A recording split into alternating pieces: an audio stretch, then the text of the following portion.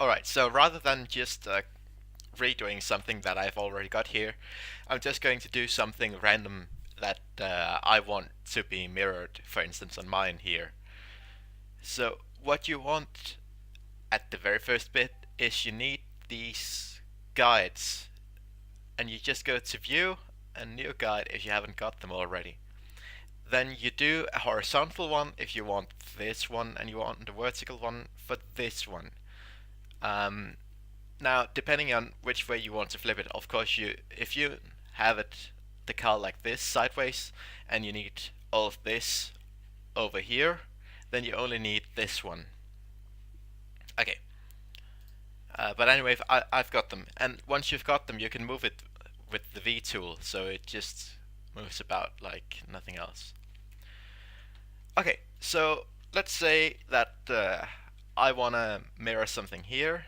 I'll just hide this mostly. So I'll make a new layer and call that the squiggle or whatever it is. And we'll make that a color that you can easily see. So orange. And now I'll just freehand this, but the principle is basically the same. So whether you have something that you want very exactly mirrored or something that you just want thereabouts mirrored, then it's no problem. So anyway, if I wanted to hit exactly the spot of just mirror flipping this now, it would be pretty much impossible, right? Because there is nothing that has a clear reference anywhere. So what you'll do is this. Just one note. I know you'll have more than one layer, where here I have just got one, but the principle is the same. So instead of just hitting one layer, you'll copy more at the same time.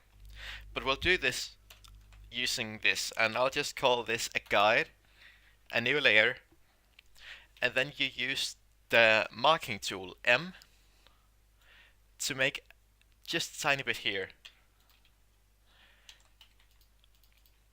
Okay, so this is entirely separate, and we'll delete this once we're done.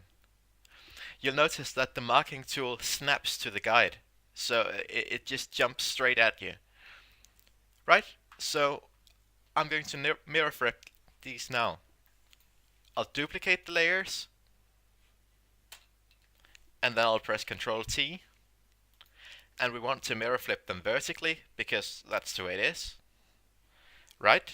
And you just hit enter. And now, while both of the layers are marked, or however many you've just flipped, you can just, with the move tool on Wii, and then the shift key and the arrow key together, move it all rather quickly. Now here's the trick. You can zoom in here, and we've got that guide. So you just move until it's aligned. There. Mirrored perfectly. And that's it. But now we run into one slight issue.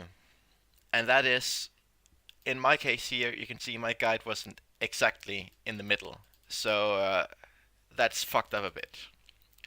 But basically, that's the technique. So find something that you're sure is actually the middle of the car before you do this. But what if then you have found what's actually in the middle of the car, but for some reason it just still doesn't add up? Okay, let's just align this manually so it's just about the same. Yeah, this is pretty okay, but how do we actually make sure that it's in the right place? We use this other guide. So we'll find somewhere that it makes an intersection with a line that we know. We'll move this guide right here. So you can see it's just where it touches the black line there. So now we'll just go here. And you can see, oh, okay, we need to move it like this for that. And now that's in the correct spot. But then you'll have one slight issue, and that is if the gap here, you see between the two sides, it's not perfectly equal. But once again, this trick with the vertical guide can help you. So we'll say, okay, this intersects the bottom here. And then, now depending on whether you have a separate layer or not, you can just click in the squiggle we had, and then mark the bit of the squiggle that's in here. So I'll just do it like this, and when I press V, I'll be able to move this again. And since it was the bottom here that had to align, we'll just move it up until it hits like that. And now it should be pretty much aligned. Obviously, it will require a slight bit of trimming, but for a scheme such as the IMSA audio you've got there, where everything should approximately align with something in the middle, then you can use the guide in the middle for that as well. So if you have one of those jump gaps and you actually put it correctly here, then you can get it easily. Okay, so that was basically that. So now we have mirrored the squiggle, and you can see it's not exactly perfect, but the principle works. Then you can click on the guide layers that were used for this little block and just delete them. And you'll have whatever you wanted to mirror flip and no guides.